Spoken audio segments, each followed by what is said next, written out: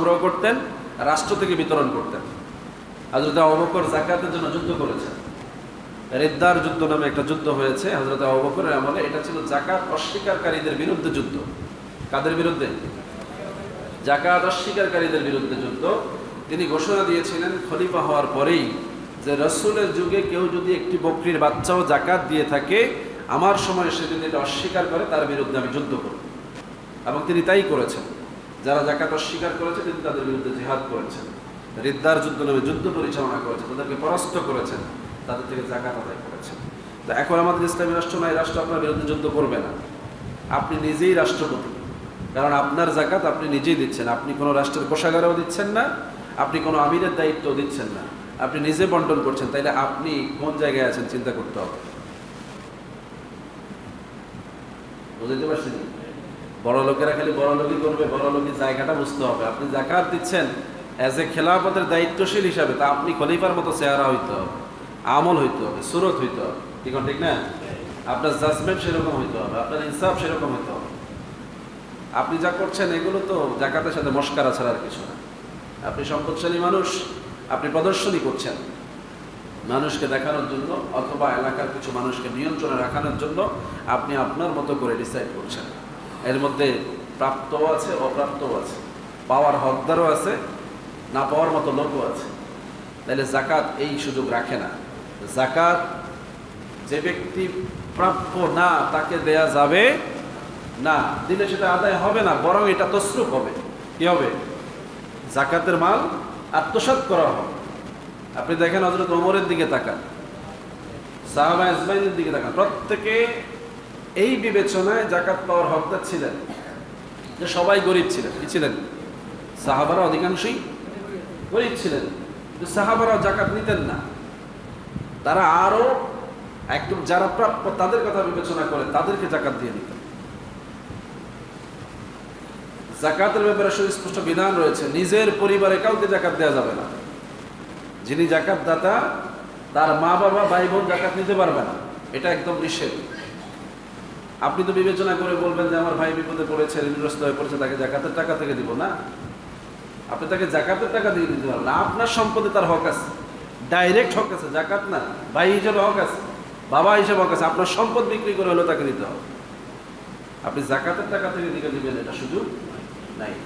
মসজিদ করবেন যাকাতের টাকা দিয়ে, হবে না, সুযোগ নাই। মাদ্রাসা করবেন যাকাতের টাকা দিয়ে, হবে না, সুযোগ নাই। মসজিদ মাদ্রাসা যাকাতের ওই আট খাতের মধ্যে নাই। সমাজে তো এখন এরকম আছে, মসজিদ করার জন্য টাকা দেয় যাকাতের টাকা থেকে, মাদ্রাসা করার জন্য টাকা দেয় যাকাতের টাকা। নাও, এটা যাকাত আত্মসাৎ হচ্ছে।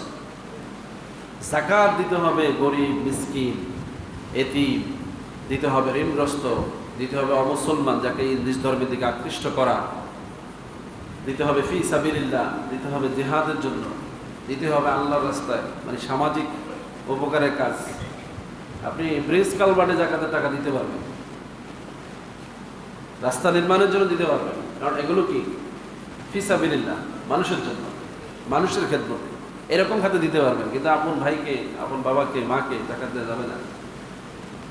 যাকাত প্রাপ্ত লোক বিবেচনায় যদি ওই রকম না হয় তাকে দিতে পারবেন। এখন গরিব মিসকিন কারা, এই ব্যাপারে আপনাকে মাসালা বুঝতে হবে। কাকে গরিব বলা হয়েছে, কাকে মিসকিন বলা হয়েছে, কাকে ফকির বলা হয়েছে, এগুলো ইসলামী শরিয়ার একটা নির্দিষ্ট কাঠামো আছে। ফকির বলা হয় যার থাকার জায়গা আছে, খাওয়ার ব্যবস্থা নেই, কি নেই, বাসস্থান আছে, ঠিকানা আছে, একটা ঘরপিটি আছে হয়তো, বা একটা ঘর আছে তার, কিন্তু তার নিয়মিত আয় রুজির ব্যবস্থা নাই, একে ফকির বলা হয়েছে। মিসকিন হচ্ছে একদম ছিন্নমূল, যার বাড়িও নাই, থাকার ব্যবস্থাও নাই, খাওয়া দাওয়ার ব্যবস্থাও নাই, এদেরকে মিসকিন বলা হয়েছে। এখন এই বিবেচনায় আপনি কয়জনকে পাবেন যাকাত দেওয়া? আমাদের দেশে অধিকাংশ গরিবদের অবস্থা আর একটু ভালো, ঘর বাড়িও আছে, আয় রুজিও আছে, ঠিক না? এর বাইরে আপনি তো পাবেন না। এরকম খুব বেকার লোক কমই আছে, যার বাড়ি ঘর আছে কিন্তু আয় রুজি নেই, কম না? কিন্তু আমরা তো দিচ্ছি। যার বাড়িতে বিল্ডিং আছে, ছেলে বিদেশ আছে, মা অসহায়, সেও আসতেছে টাকার জন্য, টাকাও যাকাত দিচ্ছি আমরা, কি বলে, ঠিক না? এই ছেলে কার সন্তান? এই মা দেখাশোনার দায়িত্ব কার? তো সমাজ তো কি এই ছেলের গলা চেপে ধরার দরকার, তার বিল্ডিং ভেঙে মাকে দখল দিয়ে দেওয়া দরকার, ঠিক না? জাকাত দেওয়ার কথা না। এই বিষয়গুলো আমি এই জন্য বলছি, আমি জাকাতের বিরুদ্ধে বলছি না, জাস্ট জাকাত নিয়ে আপনাদের মধ্যে আমাদের মধ্যে আলোড়ন হওয়া দরকার। জাকাত একটা গুরুত্বপূর্ণ বিষয়, এটাকে যেন তেনভাবে ছেড়ে দেওয়ার সুযোগ নেই। এটা নিয়ে হরহামেশা আলোচনা করা, এবং জাকাতের বিরুদ্ধে যারা, তাদের বিরুদ্ধে যুদ্ধ জেহাদ করা, এটা ইসলামী আইন করা উচিত। সমাজের এবং দুই সাইডটা জাকাত দাতাকে ধরে মাইর দেওয়া দরকার, যারা উল্টাপাল্টা জাকাত দেয়। এমন দুই চারটাকে ধরা দরকার যারা জাকাতের টাকা জমা করে রাখতেছে, খাইতেছে, নিজে জাকাত দেয় না, এদেরকে ধরা দরকার। রাষ্ট্র কত কিছুর বিরুদ্ধে অ্যাকশন নিচ্ছে, কিন্তু এই জায়গায় অ্যাকশন দরকার বেশি। হযরত আবু বকরের সুন্নাত এটা, যে জাকাত যারা পুঞ্জীভূত করে রাখবে, সম্পদ যারা দিবে না, সম্পদ থেকে তার জাকাতকে যে পৃথক করে আলাদা করে হিসাব করে দিবে না, এর বিরুদ্ধে যুদ্ধ হবে। একে সমাজ ধরবে, একে ধরে শাস্তি দিতে হবে, এর সম্পদ নিয়ে নিতে হবে। যাবে কোথায়? রাষ্ট্রীয় কোষাগার। এগুলি হুজুরা উস্কানি দিতে আছে। উস্কানি ইসলাম, উস্কানি তো অনেক জায়গায় দেওয়া হচ্ছে এখন। সঠিক জায়গায় উস্কানি না থাকার কারণে ইসলাম ভিন্ন দিকে যাবে। রাষ্ট্রের কি দায়িত্ব, রাষ্ট্র ভুলে যাচ্ছে। রাষ্ট্র কোথায় কাজ করলে রাষ্ট্রে ইনসাফ কায়েম হবে, সেই জায়গায় রাষ্ট্র নাই। রাষ্ট্র আছে অন্য জায়গায়, ক্ষমতা নিয়ে রাজনীতি করছে, ক্ষমতাকে কক্ষিগত করার জন্য, সেটাকে নিরাপদ করার জন্য, দায়িত্বশীলদের চেয়ারকে মজবুত করার জন্য রাষ্ট্র কাজ করছে। রাষ্ট্র কি জাকাত নিয়ে কাজ করছে? আজ পর্যন্ত বাগড়া বাজারে কোনোদিন ভ্রাম্যমাণ আদালত আসছে যে একজন দোকানদারকে 10,000 টাকা জরিমানা করা হয়েছে, সে জাকাত দেয় না, এজন্য আছে? এটা তো ইসলামের আইন, এটা হওয়ার কথা ছিল। জাকাত পায় নাই এরকম একজন লোক অভিযোগ দিয়েছে যে আমি এই সমাজে জাকাত প্রাপ্য মানুষ, অথচ আমাকে জাকাত দেওয়া হচ্ছে না। এই লোকটার পক্ষে তো বিচারে আদালতে রায় হওয়ার কথা ওই সমাজের জাকাতদাতাদের বিরুদ্ধে, কি বলা ঠিক না? এরকম একটা মামলা কি হয়েছে যে জাকাত পায় নাই, এই লোক মামলা করেছে জাকাতদাতাদের? কারণ সমাজ এটা বোঝে না, এটাকে আমরা সেভাবে তুলি না। সমাজের যারা আমরা দায়িত্বশীল, আমরা যারা ইমাম খতিব মুয়াজ্জিন, আমরা এই বিষয়টাকে গুরুত্ব দেই না। এটা আসবে কিভাবে? যারা দরবার কারবার করে এরাও তো এই বিষয় জানে না। জাকাত নিয়ে আজ পর্যন্ত একটা সালিশ হয়েছে? আপনারা আমার কথা কিভাবে নিচ্ছেন জানি না, আমার হঠাৎ করে এই খেয়াল আসতেছে, বলতেছে, অন্য কোনো লজিক নেই। আজকে জাকাতের উপর আমার খুতবা আছে, এই জন্য জাকাত গুরুত্বপূর্ণ একটি ফরজ, এটা আদায় করতে হবে, এটা নির্দিষ্ট খাত অনুযায়ী দিতে হবে, এটা ইসলামের বিধান। এই জন্য এই কথাটা বলছি। তো আল্লাহ রাব্বুল আলামিন যেন আমাদেরকে মাহে রমজানকে উসিলা করে, যেহেতু সওয়াবের সুযোগ আছে, যারা যারা জাকাতটাকে আদায় করার একটা তৌফিক দান করেন, সকলে বলি আমিন। এটাও যেমন সুযোগ হিসেবে কাজে নেওয়া, যেহেতু সবাই এখন এই মাসটাকে গুরুত্ব দিচ্ছে, আমরাও দিচ্ছি, অসুবিধার কিছু নেই, লজিক আছে। কি আছে? এই মাসে জাকাত দেওয়ার একটা যৌক্তিকতা আছে, যেহেতু সওয়াবের বেশি আশা করা যায়। কিন্তু এখন এই মাস হিসাব করতে গিয়ে যদি আপনার নেশাব পরিমাণ সময় উত্তীর্ণ হয়ে যায়, অতিক্রান্ত হয়ে যায়, আপনি সম্পদ যে 6 মাস জমা রাখলেন, আমার কথাটা বোঝেন। যেমন ধরেন আজ থেকে 2 মাস আগে আপনার জাকাতের 1 বছর পূর্ণ হয়েছে, কিন্তু এই 2 মাস আপনি জাকাতের টাকাটা আপনার জিম্মায় রেখে দিয়েছেন, তাইলে এটার উপরও তো আবার জাকাত 1 বছরের জন্য তৈরি হচ্ছে। এই জন্য জাকাতের হিসাবটা হলো বছরান্তে এটা পরিশোধ করে দেয়া, আদায় করে দেয়া। ইসলামী রাষ্ট্রের দায়িত্ব ছিল এটা, যার যখন সময় হবে সে তখন দিয়ে দিবে। এটা হলো ট্যাক্সের মতো, যার যখন দেওয়ার সময় সে তখন দিয়ে দিবে। মাসিক বেতন যেমন, যার স্যালারি যখন আসার কথা তখন সে প্রাপ্য, সেটা তাকে তখন দিতে হবে। মজুরির মতো, যে যখন কাজ করলো তার মজুরি তার ঘাম শুকানোকে দিয়ে দেওয়ার মতো, ঠিক জাকাতটাও 1 বছর অতিক্রান্ত হলে তখনই আদায় করে দেওয়ার মতো বিষয়। কথাটা বুঝাইতে পারছি? এই জন্য আপনারা সচেষ্ট থাকবেন, আপনাদের সবসময় মাথার মধ্যে জাকাতের বিষয়টা রাখবেন। 2টা লাভ হবে। জাকাত যার দেওয়ার সামর্থ্য হয় না, সেও যদি জাকাত বিবেচনা করে, দেওয়ার আকাঙ্ক্ষা রাখে, আল্লাহ তাকে সম্পদশালী বানিয়ে দিবে। আর যাদের জাকাত দেওয়ার সামর্থ্য আছে, তারা যদি বিবেচনা করে নির্দিষ্ট সময় জাকাত প্রদান করে, তাহলে তাদের সম্পদ পবিত্র হবে, বরকত বেড়ে যাবে। এটা রাসূলের কথা। কার কথা? রাসূল বলছেন যে লিরাজুলিন তুখরিজু যাকাতা মিন মালিকা ফাইন্নাহা তুহরাতুন তুতাহহিরুকা ওয়া তাসিলু আকরিবাকা ওয়া তা'রিফু হাক্কাল মিসকিনি ওয়া জারি ওয়াস সাইল। রাসূল বলছেন, তোমরা তোমাদের মালের যাকাত আদায় করবা। কি জন্য? যে এটা বিশেষ পবিত্রতা, যা তোমাকে পবিত্র করে দেবে। যাকাতটা প্রদান করা এটা একটা বিশেষ পবিত্রতা, যা তোমাকে পবিত্র করবে। শুধু মালকে পবিত্র করবে এমন না, যিনি জাকাত দিবেন তাকেও পবিত্র করে দেবে। আর তোমার নিকটস্থ আত্মীয়বর্গকে দান করবে, অসহায় মিসকিন পাড়া প্রতিবেশী ভিক্ষুকদের হক জেনে তাদেরকে দান করবে। রাসূল এই 3টা জায়গা খাস করেছেন। 8টা খাত থাকলেও 3টা জায়গাকে খাস করেছেন। একটা হচ্ছে তোমার আত্মীয় বর্গ, আত্মীয়, বাবা মা কিন্তু আত্মীয় না, এরা আসাবা, খেয়াল রাখবেন। বাবা মা ভাই বোন এরা হচ্ছে আসাবা। আত্মীয় হচ্ছে রক্ত সম্পর্কের বাইরে যারা, প্রতিবেশীদের মধ্যে আত্মীয় আছে না, ভাই, চাচাতো ভাই, খালাতো ভাই, জেঠাতো ভাই, হ্যাঁ, এরা আত্মীয়। আর রক্ত সম্পর্কীয় ভাই বোন এরা হচ্ছে আসাবা। আসাবারা জাকাত পাবে না, আত্মীয়রা পাবে, রাসূল বলছেন এদের কথা। জি, আর প্রতিবেশী, আপনার বাড়ির আশেপাশের প্রতিবেশী, এলাকার প্রতিবেশী, এরা জাকাত পাবে।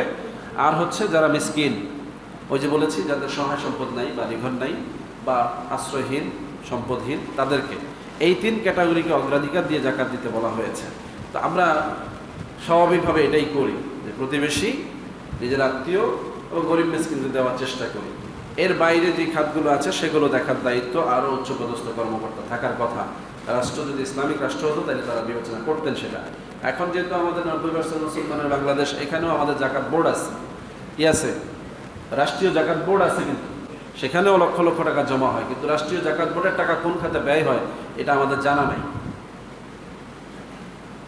যারা জাকাত পাবে তারাও হয়তো অনেকে জানে না যে সেখান থেকে আমার হক আছে। এলাকায় যদি একজন মানুষ থাকে যিনি জাকাত পাওয়ার উপযুক্ত, তিনি তো জাকাত বোর্ডের কাছে আবেদন করার যোগ্যতা রাখেন, কি বলে ঠিক না? জাকাত বোর্ড তাকে বিবেচনা করে জাকাত দেওয়ার কথা, কিন্তু আমাদের সমাজে এইভাবে কেউ সরকারিভাবে জাকাতের টাকা পাচ্ছে আমাদের জানা নাই, কি বলে ঠিক না? কিন্তু জাকাত বোর্ড আছে এবং জাকাত ফান্ডে অনেক টাকা জমা হয়, এইটুকু আমার ধারণা আছে। এবং জাকাত ফান্ড তসরুপের ঘটনাও ঘটে, এটা নিয়ে বিভিন্ন সময় নিউজ হয় যে জাকাত বোর্ডের যারা চেয়ারম্যান মেম্বার থাকেন তারা জাকাতের টাকাগুলো আত্মসাৎ করেন, নাউজুবিল্লাহ। এমনিতেও তো ইসলামী রাষ্ট্র নাই, তারপরে আবার আত্মসাৎ হচ্ছে। তাহলে আমরা দিচ্ছি না জাকাত ফান্ডে, সেটা ঠিক আছে, আমরা নিজেরা যেন আত্মসাৎ না করি, আমরা যেন যথাযথভাবে আমাদের প্রতিবেশী, আত্মীয় স্বজন, গরিব মিসকিনদেরকে জাকাতটা দেওয়ার চেষ্টা করি। সর্বনিম্ন জাকাতের একটা হদ আছে, সেটা হচ্ছে 52.5 তোলা রূপার সমপরিমাণ মূল্য যদি কারো কাছে থাকে। 52.5 তোলা, 52.5 তোলা রূপার সাধারণ মূল্য সম্ভবত 95,000 বা 1 লাখ টাকা বাজার মূল্যে। তার মানে যার কাছে 1 লক্ষ টাকা আছে সঞ্চিত, 1 বছর ধরে পড়ে আছে, উনি জাকাত দিবেন। উনি জাকাত দিবেন, কত দিবেন? লাখে 2,500, শতকরা 2.5 টাকা, শতকরা 2.5 টাকা হারে বিবেচনা করে আপনি জাকাত দিবেন। কোটি কোটি টাকার মালিক হইতে হয় না জাকাত দিতে হয়, জাকাত দিতে হলে লাখপতি হইলে হিসাবে। এই লাখপতি হওয়াটা মানে হচ্ছে এটা একদম রিজার্ভ মানি, 1 বছর আপনার কাছে রিজার্ভ আছে, এটা আপনার কোনো কাজে খাটে নাই এবং কোথাও আপনার এটা ইনভেস্ট মানি না, এটা রিজার্ভ মানি। এরকম যদি থাকে সঞ্চয়, তাহলে আপনাকে জাকাত দিতে হবে। 7.5 তোলা রৌপ্য, স্বর্ণ, 52.5 তোলা রৌপ্যের মূল্য সমপরিমাণ, স্বর্ণের মূল্যের পরিমাণও ঠিক এরকমই আসে বাজার মূল্যে। আমি দেখছি 4-5টা হিসাব আছে। সর্বোচ্চ মূল্য 22 ক্যারেটের যেটা ধরা হয় সেটাতে প্রায় 1.5 লাখ টাকার মতো আসে, কথা বলছেন? এই হিসাবে বড়ির মূল্য 1.5 লাখ টাকা আসে। এটা বিবেচনা করে আপনার 7.5 তোলায় কত বড়ি হয় বিবেচনা করবে। দোকানদাররা ভালো হিসাব জানে, আমি এই তোলার হিসাবটা ভালো বুঝি না, যে তোলার সাথে বড়ির ম্যাচিংটা কীভাবে হয়। তবে যতটুকু জানি 1 গ্রাম প্রায় 1 বড়ির মতো, হ্যাঁ, 1 গ্রাম প্রায় 1 বড়ির সমান কাছাকাছি। এটা আপনারা একটু স্বর্ণের দোকানদারের সাথে আলোচনা করবেন, তাহলে সে আপনাদের হিসাব দিতে পারবে যে 7.5 তোলা মানে কতটুকু হয়, ওই পরিমাণ মূল্য বিবেচনা করে। হ্যাঁ, 1 তোলায় 1 বড়ি, 1 তোলা এরকম, 1 গ্রাম 1 তোলা, সরি। এই বিষয়গুলো আমাদের একটু বোঝার দরকার আছে। আমরা মুসলমান, তো সম্পদ নাই তো কি হয়েছে, আমাদের সকলের এই ব্যাপারে ক্লিয়ার ধারণা থাকা দরকার। আল্লাহ আমাদের বোঝার তৌফিক দান করুন। সম্মানিত হাজিরিন, আমি বিক্ষিপ্ত কথা বললাম, ওই যে শুরুতে আমার মনোযোগ নষ্ট হয়েছে, এই জন্য আসলে সেইভাবে আপনাদের সামনে কথা বললাম না। আর সামনে আপনারা এগুলো খেয়াল করবেন, আমাদের কিছু মোটরসাইকেল গেটে দাঁড়ায়, কিছু সাইকেল দাঁড়ায়, কিছু ভ্যান দাঁড়ায়। মসজিদের সামনের পরিবেশটা একটু প্রাণবন্ত থাকা চাই, এটা আমার আবদার। জুমার দিনে মসজিদের সামনের পরিবেশটা যেন একটু পরিপাটি থাকে, রাস্তাটা পরিষ্কার থাকে। হ্যাঁ, মুসল্লিদের এই খেদমতগুলো যদি আমরা আঞ্জাম না দিতে, এত বড় একটা মসজিদ, মানুষ দূর দূরান্ত থেকে আসে, এখানে তো সবাই একবার রেসিডেন্সিয়াল না, কি বলে ঠিক না? আপনারা বিভিন্ন এলাকা